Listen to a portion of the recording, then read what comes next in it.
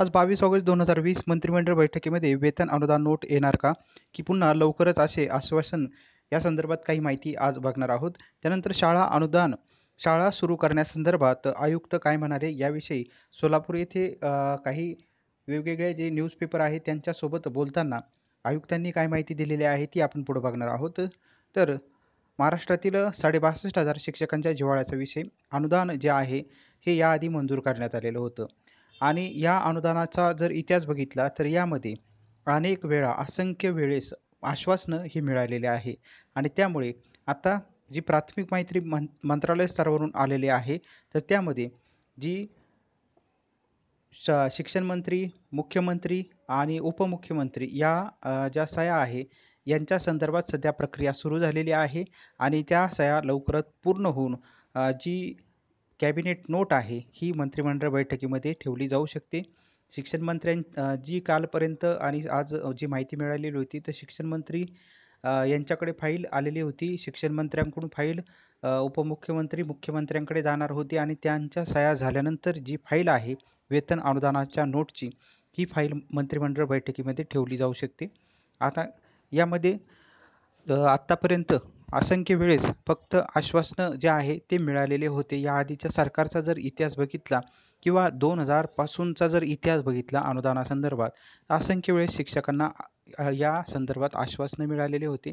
आता ही माहिती असून सुद्धा सांगण्यात आलेलं आहे की लवकरात लवकर ही फाईल येत्या मंत्रिमंडळ बैठकीमध्ये म्हणजे 26 तारखेला जे काही मंत्रिमंडळ बैठक होणार आहे 26 ऑगस्ट 2020 रोजी जर मंत्रिमंडळ बैठक झाली, तर त्यामध्ये हा विषय जो आहे तो मांडला जाऊ शकतो, अशी प्राथमिक माहिती आलेली आहे.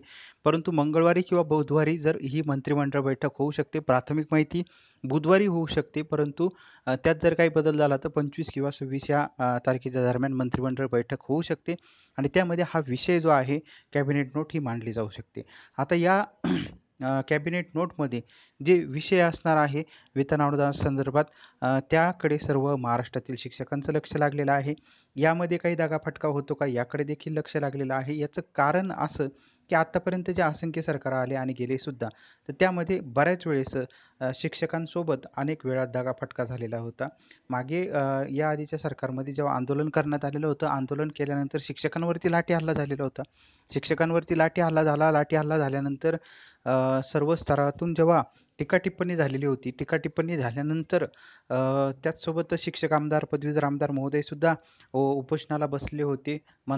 जे मंत्रालय आहे या ठिकाणी आणि त्यानंतर सर्व स्तरामधून जेव्हा टीका-टिप्पणी झाल्यानंतर शासन निर्णय निर्गमित करण्यासंदर्भात जी नोट आहे ती तयार करण्यात आलेली होती आणि जे काही प्रतिनिधी होते, मग ते शिक्षकांचे प्रतिनिधी असतील किंवा शिक्षक आमदार महोदय, पदवीधर आमदार यांना एक नोट दाखवण्यात आलेली होती आणि परंतु जे अतिहुशार अधिकारी होते यांच्याकडून वेगळ्या पद्धतीने शासन निर्णयामध्ये असंख्य त्रुटी असंख्य ज्या नियमावली आहेत त्या टाकण्यात आलेल्या होत्या आणि या नियमावलींचा फटका जो आहे तो शिक्षकांना अजून देखील भोगावा लागलेला होता आणि त्यामुळे त्यावेळी जेव्हा जे शासन निर्णय निर्गमित करण्यासंदर्भात जेव्हा माहिती देण्यात आलेली होती, तर त्यावेळेस शिक्षक वर्ग जो आहे तो प्रचंड खुश होता आणि या आनंदाच्या भरामध्ये जे आंदोलन आहे ते स्थगित करण्यात आलेलं होतं आणि त्या संदर्भात जी काही हालचाल झालेली होती त्या ठिकाणी कोऑर्डिनेशन जे आहे ते झालेलं नव्हतं. फक्त माहिती आलेली होती,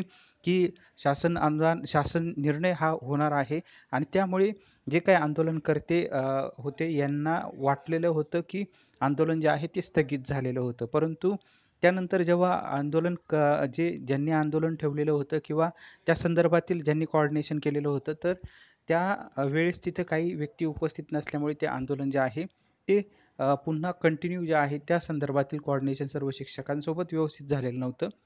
आणि त्यामुळे आनंदाच्या भरात सर्व जे शिक्षक आहेत त्या ठिकाणी आंदोलन स्थगित झालेलं होतं आणि स्थगित झाल्यानंतर जो काही शासन निर्णय आलेला होता त्यामध्ये असंख्य ज्या अटी आणि शर्ती होत्या. परंतु या अटी आणि शर्ती समजण्याकरिता शिक्षकांना बरेच वेळ हा गेलेला होता आणि जेव्हा त्याची अंमलबजावणी होण्यासाठी सुरुवात झाली, तर त्यावेळेस सर्व जे शिक्षक आहे यांना या अटी आणि शर्ती काय असतात याची प्रचिती झालेली होती. परंतु जेव्हा आंदोलन स्थगित झालेलं होतं, तर त्यावेळेस बरेच पोस्टरबाजी ही झालेली होती.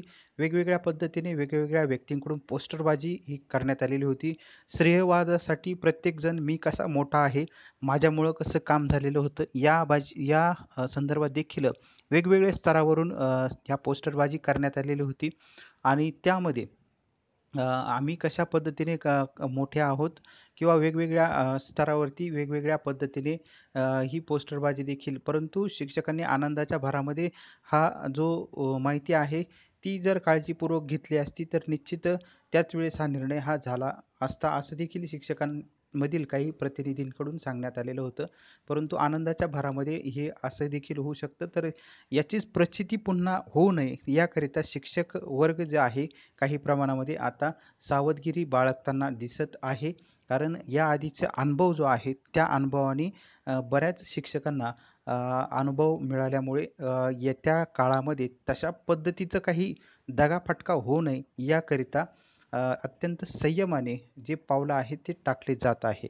आणि त्याचसोबत वेगवेगळ्या ज्या विविध संघटना आहे त्यांच्याकडून देखील आता पाठपुरावा होत आहे. हे वेतन अनुदान नोट आणि यापूर्वी जो काही निर्णय घेण्यात आलेला होता मंत्रिमंडळ बैठकीमध्ये वेतन अनुदान किंवा जे वेतन अनुदान मंजूर करण्यात आलेलं होतं त्याकरिता शिक्षकांचा लढा जो आहे तो फार महत्त्वाचा यामध्ये वाटा आहे. सिंहाचा वाटा या निर्णयामध्ये आहे. मग त्यामध्ये काही शिक्षक संघटनांच्या प्रतिनिधींकडून आमरण उपोषण करण्यात आलेलं होतं. सावित्रीच्या लेकींकडून महाराष्ट्रामध्ये आमरण उपोषण करण्यात आलेलं होतं. लॉकडाऊनच्या परिस्थितीमध्ये आमरण उपोषण करण्यात आलेलं होतं. त्याचसोबत पायदिंडी जी आहे ती देखील अत्यंत टर्निंग पॉइंट ठरलेली होती या निर्णयाकरिता. त्याचसोबत विविध शिक्षक संघटनांनी जिल्हा स्तरावरती असेल, तालुका स्तरावरती निवेदन दिलेले होते. त्या ठिकाणी देखील आंदोलनाची जी भूमिका आहे ती मांडलेली होती. आणि वेगवेगळ्या स्तरावरती मग तालुका स्तर असेल, जिल्हा स्तर असेल, विभागीय स्तर असेल, डेप्युटी डायरेक्टर, डायरेक्टर लेव्हल या स्तरावरती देखील विविध आंदोलनं हे शिक्षकांकडून विविध शिक्षक संघटनांच्या पदाधिकाऱ्यांकडून लॉकडाऊनच्या परिस्थितीमध्ये सुद्धा घेण्यात आलेले होते. तर त्यामुळे अत्यंत चांगल्या पद्धतीने नियोजन जे आहे ते शिक्षकांकडून झालेलं पाहायला मिळत आहे आणि भविष्यामध्ये अशीच जर ताकद शिक्षकांची जर राहिली आणि याच पद्धतीने मार्गक्रमण जर अनुदान मिळण्यासाठी जर सर्व शिक्षकांनी योगदान दिले, तर निश्चित अनुदान जे आहे ते फार दूर राहणार नाहीये. लवकरात लवकर सर्व शिक्षकांना न्याय मिळेल असं आता सर्व शिक्षकांना वाटत आहे. कारण या आधीचा जो निर्णय या आधीचा जो अनुभव आहे त्याने निश्चित सर्व शिक्षकांना धडा दिलेला आहे आणि त्याच्यामुळे सर्व शिक्षक जे आहे ते आता अत्यंत योग्य पद्धतीने पुढे जात आहे. त्याचसोबत संभाजी ब्रिगेड ही जी संघटना आहे यांनी देखील ही येत्या कॅबिनेटमध्ये व्यवस्थित हा जर कॅबिनेट नोट जर आली, तर त्याचं निश्चित स्वागत केलं जाईल असंही सांगितलेलं आहे. परंतु त्यामध्ये जर काही दागाफटका जर झाला, तर मग त्यांच्या पद्धतीने जे आंदोलन देखील पुकारलं जाऊ शकतं, असं देखील इशारा हा संभाजी ब्रिगेडचे जे काही पदाधिकारी आहेत, सदस्य आहेत, यांच्याकडून देण्यात आलेला आहे. त्यामुळे सर्व संघटना ज्या आहे, मग ज्या शिक्षक संघटना असतील, पक्षीय संघटना असेल, यांच्याकडून अत्यंत सावधगिरी ही बाळगली जात आहे. येणाऱ्या मंत्रिमंडळ बैठकीमध्ये ही कॅबिनेट नोट जी आहे, ती येण्याकरिता प्रयत्न सुरू झालेले आहे. प्राथमिक माहिती समजती का त्याची प्रक्रिया ही जवळपास पूर्णत्वाकडे गेलेली आहे. परंतु तरी देखील सर्व शिक्षक संघटना या सावध भूमिका घेत आहे. कारण आधीचा धडा हा जो अनुभवलेला आहे, त्यामुळे ही सावध भूमिका घेत आहे. आणि त्याचसोबत शाळा सुरू करण्यासंदर्भात देखील काही महत्त्वाची प्राथमिक माहिती आलेली आहे. तर काही जे पत्रकार बंधू होते त्यांनी आयुक्त जे आहे यांना शाळा सुरू करण्यासंदर्भात प्रश्न विचारलेले होते. तर त्या संदर्भात आयुक्तांनी अत्यंत सावधगिरीने उत्तर हे दिलेलं होतं. कारण याआधी जो वाद झालेला होता जे काही परीक्षा संदर्भात प्रथम वर्ष असेल, द्वितीय वर्षाच्या परीक्षा चा जो काही प्रश्न होता तो विद्यार्थ्यांना या कोविड-19च्या परिस्थितीमुळे परीक्षा न घेता पुढच्या वर्गात ढकलण्यात आलेलं होतं. परंतु तिसऱ्या वर्षाची जी काही किंवा शेवटच्या वर्षाच्या विद्यार्थ्यांच्या परीक्षेविषयी काही घटकांमध्ये मतभेद झालेले होते आणि त्यानंतर तो जो वाद होता तो कोर्टामध्ये गेलेला होता आणि त्यामुळे अत्यंत सावधगिरीने हा जो प्रश्न जेव्हा विविध माध्यमांतून विचारला गेला, तर त्याविषयी सांगण्यात आलेलं होतं, की केंद्र ज्या पद्धतीने शाळा सुरू करण्यासंदर्भात नियमावली तयार करेल किंवा नियमावलीचा प्रस्ताव देईल.